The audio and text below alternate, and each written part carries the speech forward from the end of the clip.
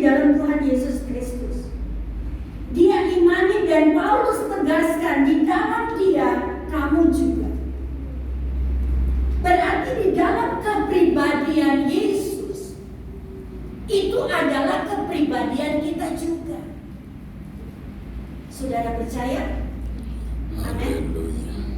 Di dalam pribadi Yesus ada saya dan saudara karena Injil, karena firman yang telah kita imani dan percaya.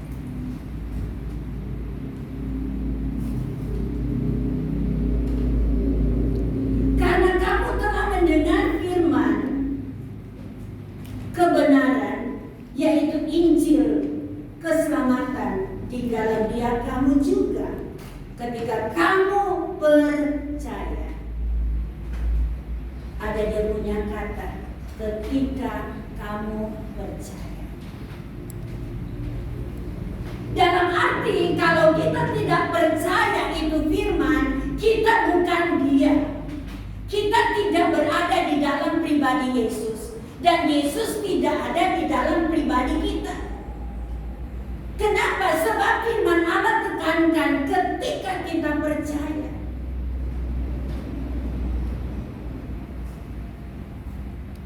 Ada banyak orang tidak percaya akan firman. Ada banyak orang cuma mendengar tapi tidak percaya. Firman Allah tegaskan karena firman kita ada di dalam Dia dan Dia ada di dalam kita. Bisa bilang amin. Dan saudara perlu tahu, kalau orang mau berdoa untuk saudara, saudara tidak mau percaya doa orang itu, tidak apa-apa. Itu urusan saudara dengan Tuhan. Misalnya ada orang datang berdoa untuk saudara, Bapak di dalam nama Tuhan Yesus, Tuhan berkati mereka. Lalu saudara tidak percaya, itu urusan saudara dengan Tuhan. Tetapi yang harus ditegaskan bagi saudara dan saya, kami sebagai hamba-hamba Tuhan harus menegaskan, doa orang saudara boleh tidak percaya, tetapi firman Tuhan harus dipercaya. Bisa bilang amin. Harus dipercaya. Karena di dalam firman ada nafas kehidupan. Di dalam firman ada kekuatan. Dan firman itu yang berkuasa memulihkan keadaan saya dan saudara. Saya dan saudara tidak dapat diselamatkan kalau kita tidak percaya akan firman. Mungkin banyak kali saudara melihat kekurangan orang, dan ketika orang itu mau berdoa bagi saudara, saudara mungkin tidak mau percaya.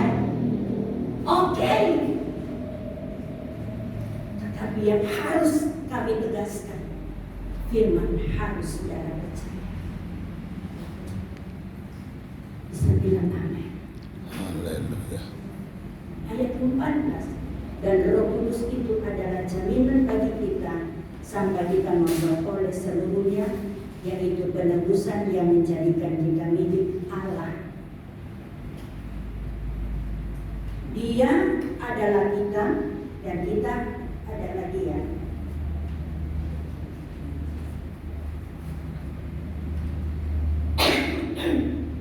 Saudara yang dikasih di dalam Tuhan, sekarang sudah pada akhir zaman, saudara. Waktu kita untuk mencari keselamatan sudah tidak lama, sudah pendek waktunya. Saudara lihat peperangan antara Israel.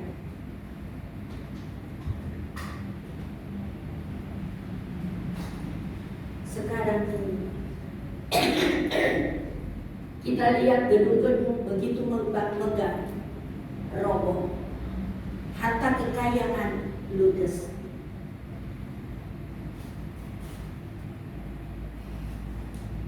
Jadi apa yang kita mau kuatkan sekarang, saudara? Semua yang ada di muka bumi ini akan ludes kalau datang waktunya Tuhan. Yang tidak akan ludes adalah firman Allah. Bisa bilang amin? Yang tidak akan ludes dan tidak ada yang satu pun dapat meludeskan firman Allah. Tidak ada.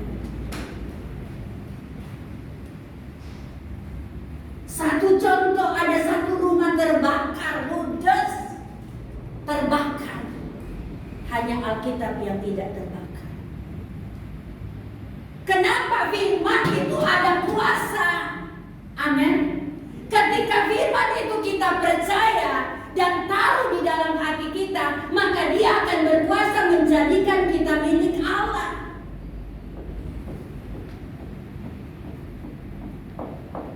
Karena di luar firman kita tidak bisa buat apa-apa, saudara.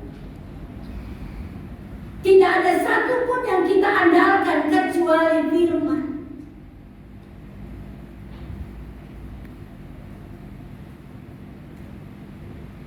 Sehingga Paulus katakan bahwa di dalam dia ada kamu. Kenapa? Akibat karena hasil kita mendengar firman, kita menjadi satu dengan Kristus. Bisa bilang amin.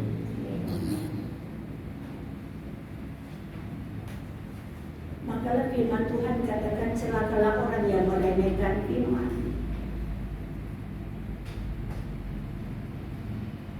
Orang yang tidak mau percaya akan firman-firman Allah katakan akan mati. Dan mungkin saudara berkata, kok kenapa orang di luar sana tidak percaya akan firman Allah Alkitab? Kenapa mereka bisa hidup? Bukan kematian tubuh yang dimaksudkan Tuhan. Tubuh kita akan kembali menjadi debu. Tetapi yang akan hidup kekal adalah jiwa kita. Kehidupan yang kita kejar hari-hari ini adalah kehidupan secara rohani, yaitu percaya kepada Tuhan dan firman. Ada amin, saudara? Kalau kita sudah percaya karena firman Allah tadi katakan, ketika kita percaya akan Injil itu. Jangankan kita katakan orang di luar sana tidak percaya, di dalam juga banyak yang tidak percaya. Makanya firman Allah selalu menegaskan supaya kita harus percaya akan firman.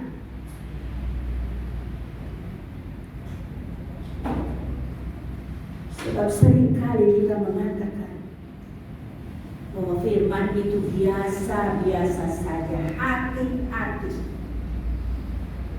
Karena Yohanes 1 ayat 1 mengatakan firman itu adalah Allah dan Allah bersama-sama dengan firman.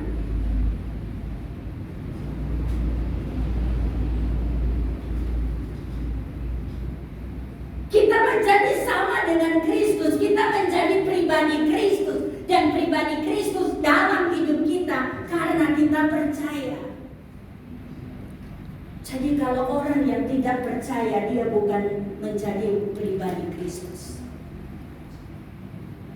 Saudara mau jadi pribadi Kristus? Haleluya. Harus percaya firman, saudara. Haleluya.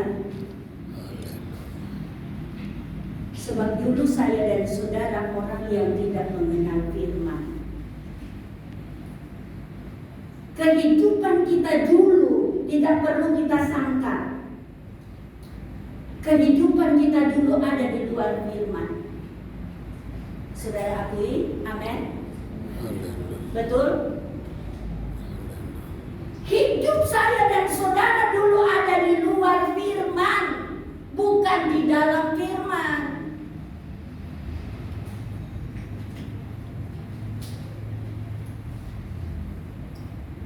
Kita bagaikan bencana yang retak, bencana yang hancur.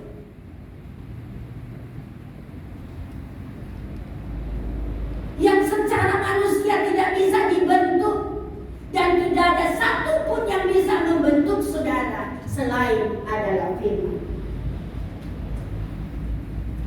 amin. Saya ingin satu pemuda membacakan Yeremia 18 ayat 1 sampai 6. Bahwa kehidupan kita itu seperti Yeremia 18 ayat 1 sampai 6. Ada yang bisa baca? Yeremia 18 ayat 1 sampai 6. Kevin, ayo. Firman yang datang dari Tuhan kepada Yeremia bunyinya, pergilah dengan segera ke rumah tukang periuk. Di sana aku akan memperdengarkan perkataan-perkataanku kepadamu. Stop dulu. Tuhan suruh kepada Yeremia, Yeremia, sekarang ini kamu pergi ke tukang periuk itu, dan ketika engkau sampai di situ, engkau akan mendengar perkataan-perkataanku kepadamu. Terus. Lalu pergilah aku ke rumah tukang periuk, dan kebetulan ia sedang bekerja dengan pelarikan. Apabila bejana yang sedang dibuatnya dari tanah liat di tangannya itu rusak, maka tukang periuk itu mengerjakan kembali menjadi bejana lain, menurut apa yang baik pada pemandangannya. Kemudian datanglah firman Tuhan kepadaku, bunyinya, masakan aku tidak dapat bertindak kepadamu, kamu seperti tukang periuk ini, hai kaum Israel, demikianlah firman Tuhan. Sungguh seperti tanah liat di tangan tukang periuk, demikianlah kamu di tanganku, hai kaum Israel. Terima kasih, Tuhan memberkati. Tuhan pasti memberkatimu. Saudara kekasih di dalam Tuhan, Tuhan katakan kepada Yeremia, Yeremia, kamu pergi ke tukang periuk. Tiba-tiba Yeremia sampai di tukang periuk. Dia lihat tukang periuk itu sementara membentuk bejana yang hancur, yang rusak. Sementara Yeremia melihat tukang periuk itu membentuk kembali bejana yang lagi hancur, firman Tuhan datang kepada Yeremia, masakan aku tidak dapat membentuk seperti si tukang periuk ini kepada bejana itu kepada kaum Israel. Israel ada bicara saya dan saudara, amin. Bencana ada bicara kehidupan saya dan saudara yang dulu tidak mengenal akan firman, yang dulu hancur-hancuran, yang dulu tidak percaya akan firman. Itu adalah bencana yang hancur. Tetapi dengan kasih kemurahan Allah, Dia rela korbankan sehingga sampai saat ini kita memperingatinya, menerima tubuh dan darahnya. Ada amin. Karena Dia membentuk bencana hidup kita yang rusak.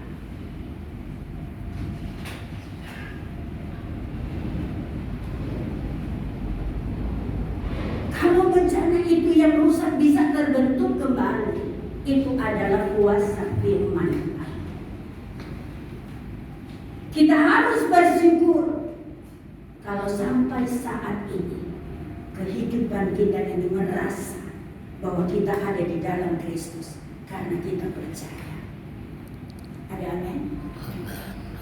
Karena ketika saudara tidak percaya akan firman, saudara akan mati. Bukan mati secara tubuh, tapi mati iman, mati rohani. Kalau kita rohani kita sudah mati, iman kita sudah mati, sia-sialah kehidupan saudara dan saya.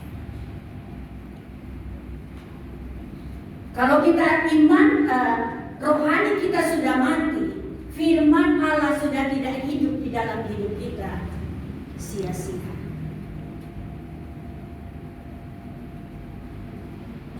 Firman Allah katakan, apa artinya hidup ini tanpa kebenaran?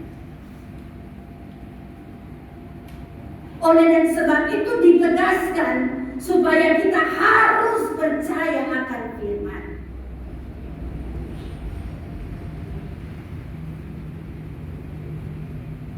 Sebab kita lihat contoh saudara di dalam Kejadian 2 ayat 17, bagaimana Adam dan Hawa dipercayakan Tuhan untuk mendiami Taman Eden yang luar biasa indahnya.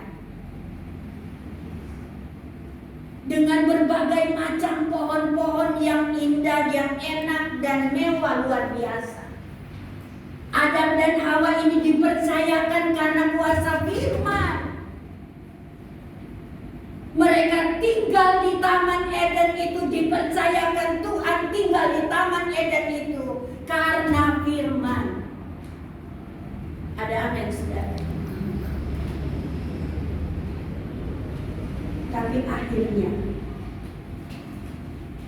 di akhir perjalanan hidup mereka, mereka dicabut oleh Tuhan kepercayaan Tuhan yang Tuhan taruh dalam hidup mereka. Taman Eden dicabut Tuhan, tidak menjadi milik kepunyaan mereka lagi. Dan bukan itu saja, mereka apa? Siapa tahu? Coba baca Kejadian 2 ayat 17.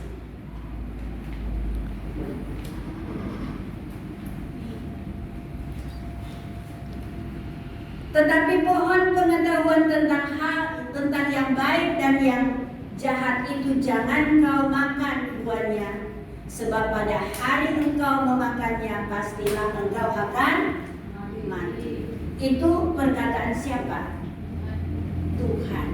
Artinya itu adalah firman Tuhan kepada Adam dan Hawa pada waktu mereka mau dipercayakan menikmati Taman Eden yang indah, Taman Eden yang penuh makanan yang enak dan luar biasa. Kalau kita baca pada pasal yang kedua, mulai ayat 1.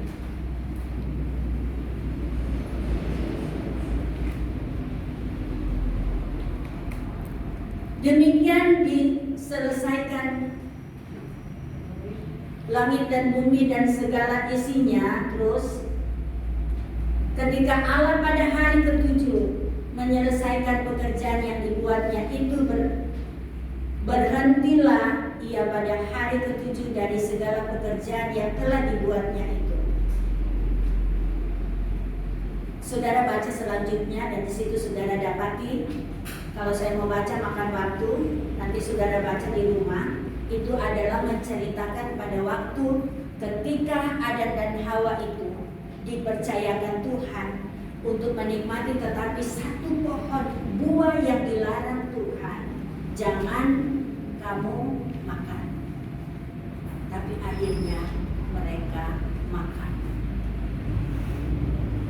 Jalan-jalan pertama Hawa, Tuhan bilang, Hawa, kalau kamu makan buah ini, kamu tidak akan mati. Tuhan bikin kamu jangan makan. Hawa bilang enggak, Tuhan bilang kalau kita makan buah ini kita akan mati. Ulat bilang enggak. Akhirnya Hawa meraba buah itu dan dia makan. Dia kasih kepada suaminya. Suaminya juga makan. Kenapa mereka makan buah yang dilarang oleh Tuhan? Karena mereka mendengar perkataan dari ular itu. Coba kalau cuma satu hati enggak, siapapun yang bilang enggak. Tuhan bilang kalau saya makan buah itu mati. Biarpun ular datang berbunga-bunga bahasanya, dia tetap katakan enggak. Itu tandanya percaya. Tapi akibat Hawa menjual hati, percaya kepada Tuhan, percaya kepada ular, akibatnya telanjang, saudara. Kemuliaan dicabut. Telanjang itu artinya mereka berselubung dengan dosa. Tadinya mereka ditutupi dengan kemuliaan Allah, tapi karena mereka menjual, percaya kepada ular, percaya kepada Tuhan,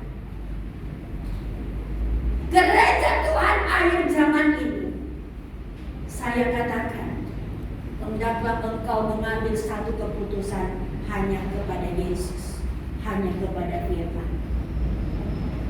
Ada amin, saudara? Karena di dalam kehidupan gereja Tuhan ada banyak tawaran-tawaran. Tapi kalau kita mendua hati, itulah yang membingungkan saudara, tidak ada ketetapan. Seperti Adam dan Hawa. Mereka sudah dipercayakan pada kemuliaan. Kalau mereka benar-benar percaya perkataan Tuhan, kalau engkau makan buah ini engkau akan mati. Dan dia percaya, sekalipun ulat katakan, "Enggak Hawa, kamu akan hidup kalau kamu makan buah itu." Kalau dia percaya sungguh-sungguh kepada firman, Hawa pasti katakan, "Enggak, saya percaya Tuhan katakan. Saya percaya firman Allah katakan." Ada amin, saudara? Makanya iman kita, rohani kita hari-hari ini jangan bercabang dua. Kalau saudara bercabang dua, itulah tidak ada arahnya. Kalau kita percaya firman, benar-benar kita percaya. Ada amin, saudara? Karena ini seringkali meraung dalam hati kita. Dia menanamkan kebencian. Sehingga ketika mendengar firman Allah, dia tidak mau percaya 100%. Seperti Adam dan Hawa. Akibat tidak percaya perkataan Tuhan, jangan makan buah itu. Kalau mereka percaya, pasti mereka tidak mau makan. Banyak gereja Tuhan akhir zaman ini seperti Adam dan Hawa. Sudah dipercayakan Tuhan pada satu kemuliaan. Sudah dipercayakan Tuhan dalam kolam kebersamaan. Sudah dipercayakan Tuhan dalam bidang pelayanan. Sudah dipercayakan Tuhan dalam hal-hal yang terbaik, yang termulia untuk kerajaan Allah. Tetapi karena akibat mendua, percaya si ular, percaya firman. Sekali lagi saya katakan kepada saudara, entah pun kami sebagai gembala, saudara sudah tidak percaya untuk mendoakan saudara, oke, itu hak saudara dan urusan saudara dengan Tuhan. Tetapi yang kami harus tegaskan, saudara harus percaya akan firman. Ada amin? Karena firman tidak ada yang salah. Firman adalah suci. Firman adalah adil.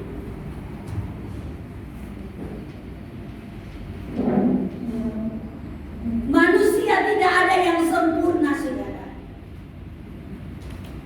Tidak ada satu manusia yang takut akan Tuhan dan mengatakan aku sudah sempurna. Dia menipu dirinya sendiri.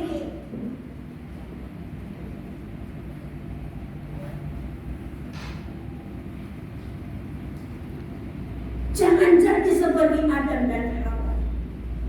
Kalau saudara dipercayakan Tuhan dalam satu kemuliaan Allah, dalam satu pelayanan yang suci, dalam satu kepercayaan yang luar biasa, jangan mendua hati saudara. Firman Allah katakan, orang yang mendua hati tidak dapat apa-apa.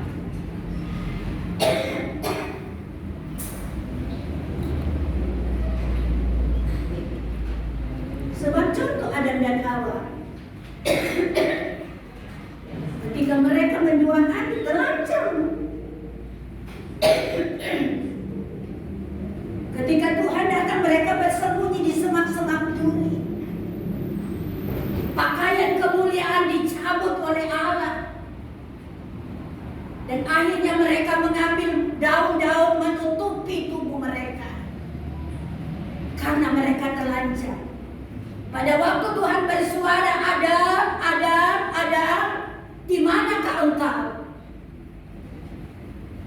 Tapi mereka katakan, kami malu Tuhan, karena kami telanjang. Akibat apa? Mendua hati. Tidak percaya apa yang dikatakan Tuhan.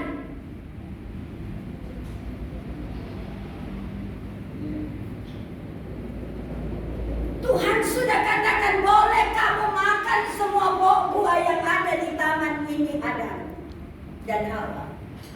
Tapi ada satu buah tidak boleh kamu makan. Kalau kamu makan buah itu, kamu akan mati.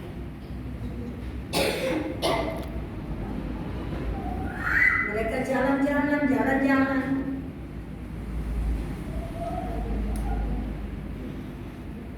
Akibat jalan-jalan ya kenalah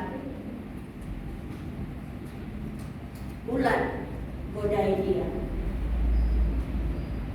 Mau salahkan ulat, mau salahkan itu setan. Ya memang setan punya pekerjaan orang yang mendua. Setan mau supaya kita tidak bisa diselamatkan. Amin. Ada amin, saudara? Itu tujuan setan. Makanya dia tipu kepada Hawa. Hawa, Tuhan tidak mau kamu makan, jangan kamu jadi sama seperti dia. Hawa percaya, ya makanlah dia. Hati-hati gereja Tuhan di akhir zaman ini.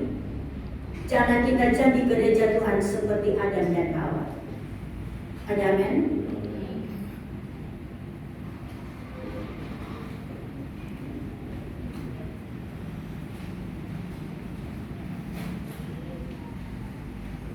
Di dalam Lukas 8 ayat 12 katakan, benih yang jatuh di pinggiran jalan. Artinya, ketika dia mendengar firman, dan firman itu diambil oleh setan, iblis. Kenapa? Coba kita baca dulu. Lukas 18 ayat 12. Coba pemuda-pemudi berlomba untuk mengambil berkat dalam pembacaan firman Tuhan. Lukas 8 ayat 12. Siapa yang lebih dulu? 1, 2, yes. Yang jatuh di pinggir jalan itu ialah orang yang telah mendengar.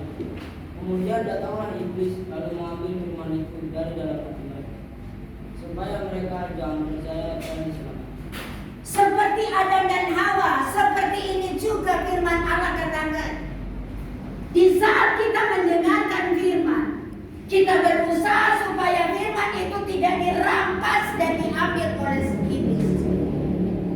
Karena iblis itu seperti singa yang mengaum di sisi kanan kiri kita. Dia mau merampas benih kebenaran firman Tuhan yang kita terima saat ini. Karena apa? Seperti ular tadi, dia tidak mau kita diselamatkan. Karena tujuan iblis hanya menghancurkan kehidupan kita. Ada amin, saudara? Tujuan iblis hanya menipu kehidupan kita. Karena paling berbahaya ketika benih yang jatuh di pinggir jalan itu, saudara, berbahaya sekali. Kalau iblis yang merampas dan kita bukan celah kepada iblis ketika kita mendengarkan firman Allah dan iblis mencabut itu di dalam hati kita, kita akan timbul akal yang baik. Saudara akan membenci akan perkataan-perkataan yang didengar, yang diperdengarkan oleh karena firman Tuhan. Dan saudara akan memutarbalikkan akibatnya karena firman yang kita dengar diambil oleh iblis sehingga kita tidak bisa mengerti. Kalau iblis ambil itu firman, saudara, dia ganti dengan kebencian. Firman Allah katakan barang siapa membenci dia membunuh.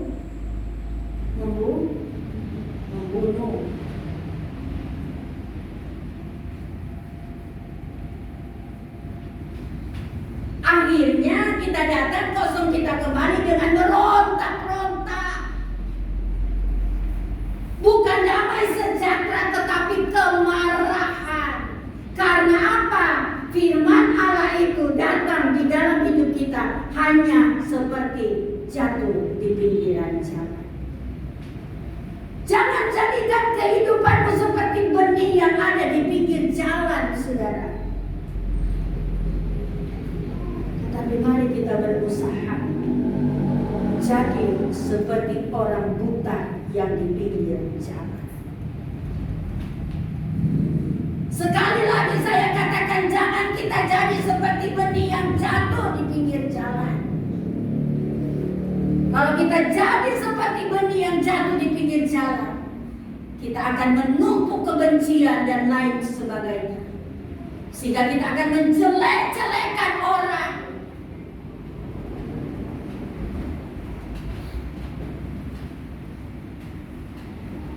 Kenapa menjelekkan? Karena benih yang jatuh di pinggir jalan. Mari saudara dan saya berusaha jadi seperti orang buta di pinggir jalan. Saudara buka dalam Lukas 18 ayat 35. Kita lihat keunggulan orang buta ini. Dia tidak pernah melihat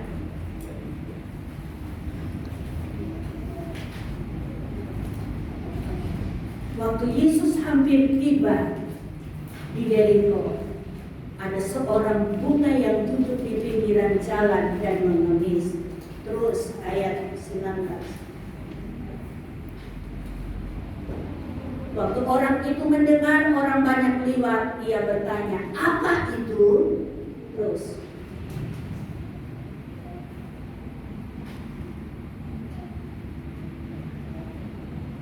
engkau tentu mengetahui segala.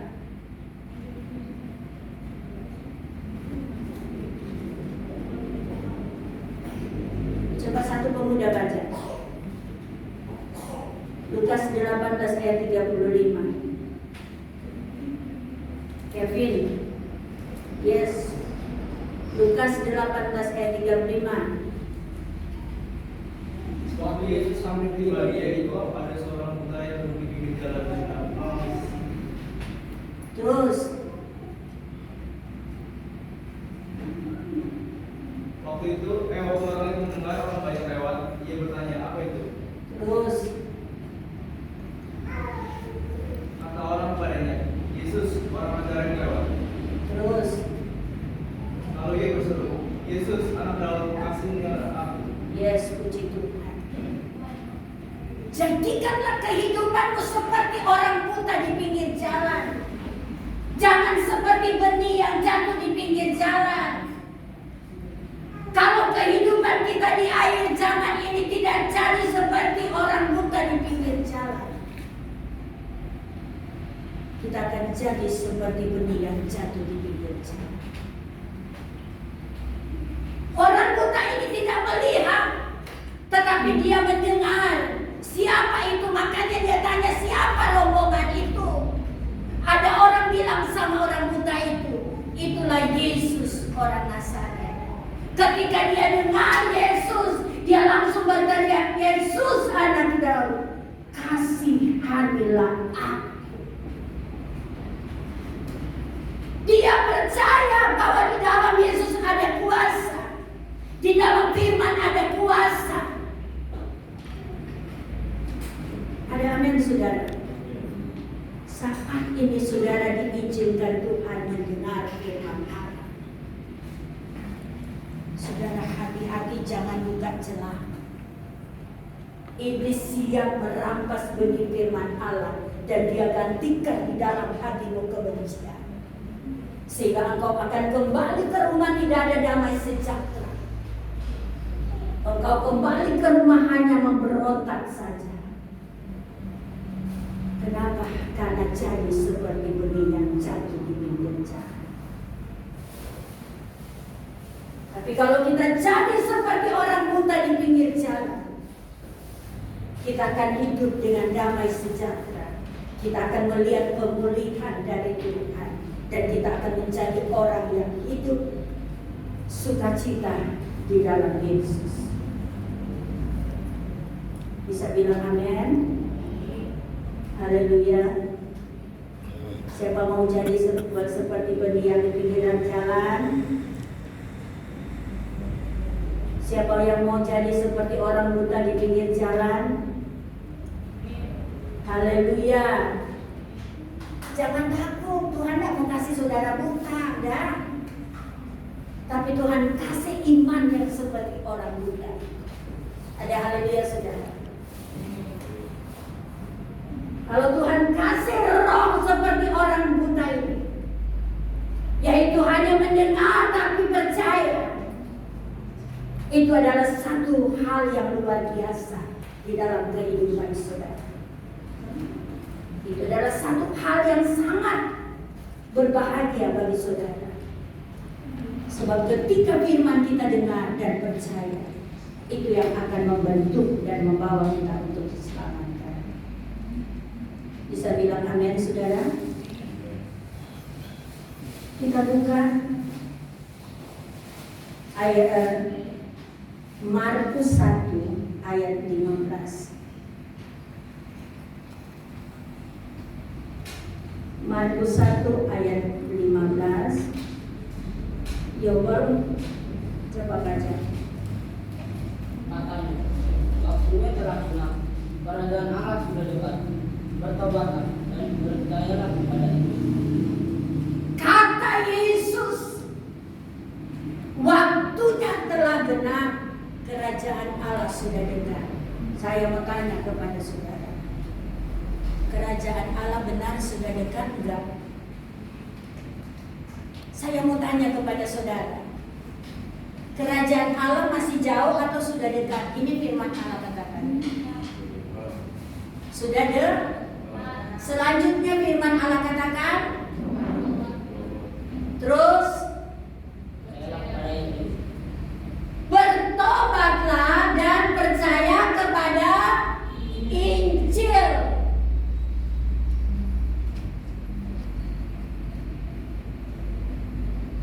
Saudara relakan hatimu dikikis oleh firman. Saudara mau dikikis oleh firman? Parang kalau tidak dikikis tajam, ya tidak bisa digunakan untuk pakai. Tumpul rohani kita kalau kita tidak dikikis oleh firman Allah, tidak bisa berguna, tidak terpakai, saudara. Dimanapun tidak terpakai. Maka itu sebabnya kalau saudara dikikis oleh firman, bersyukur. Terima kasih Tuhan, Engkau memberitahukan hal ini. Bisa bilang amin saudara.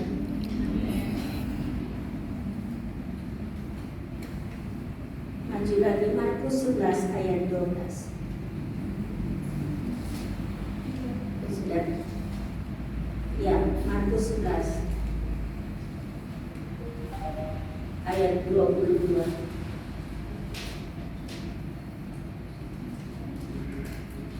Markus 11 ayat 22. Yesus menjawab mereka, percayalah kepada Allah. Terus ayat selanjutnya, aku berkata kepada, sesungguhnya barang siapa berkata kepada gunung ini, beranjaklah dan tercampaklah ke dalam laut, asal tidak bimbang hatinya, tetapi percaya bahwa apa yang dikatakannya itu akan terjadi, maka hal itu akan terjadi bagimu. Satu hal digarisbawahi, kita harus percaya. Ada amin saudara? Kita harus percaya. Jadi pertama, jangan jadi seperti rohani seperti Adam dan Hawa. Adam dan Hawa karena apa? Kedua, percaya si ular, percaya kepada firman. Tetapi akhirnya dia jatuh. Ya, dia telanjang, dia tidak ada kemuliaan. Dan kedua, jangan jadi seperti benih yang di pinggir jalan. Kita sudah mendengar firman, tapi karena kita buka celah kepada setan, dan setan tanamkan kebencian, akhirnya kita memberontak, tidak ada damai sejahtera, menjelekkan orang dan lain sebagainya. Akibatnya karena firman yang diambil oleh iblis. Ketiga, kita harus jadi seperti orang buta di pinggiran jalan. Cuma hanya mendengar, tapi dia percaya. Haleluya saudara. Ayat zaman ini butuh gereja Tuhan harus percaya. Ayat yang terakhir, Lukas 1 ayat 45.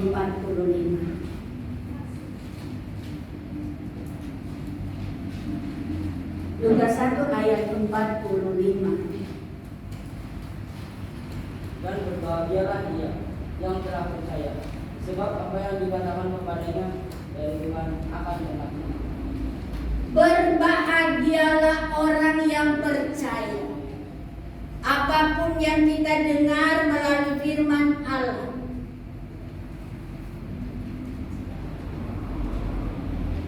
sebab apa yang dikatakan kepadanya dari Tuhan akan terlaksana. Jadi satu hal kita harus percaya, ya. Kalau manusia boleh kita tidak percaya karena manusia tidak ada yang sempurna.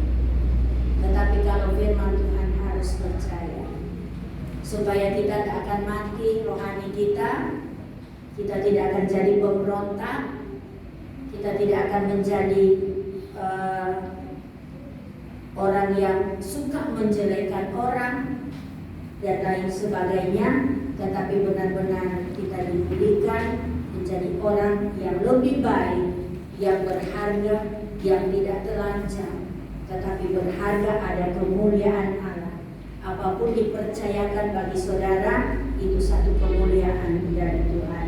Tuhan Yesus memberkati kita semua, dan kami serahkan selanjutnya kepada Bapak Gembala untuk penyerahan anak. Ada 2 sakramen yang kita akan lalui saat ini, yaitu penyerahan anak dan perjamuan kudus. Mari kita angkat pujian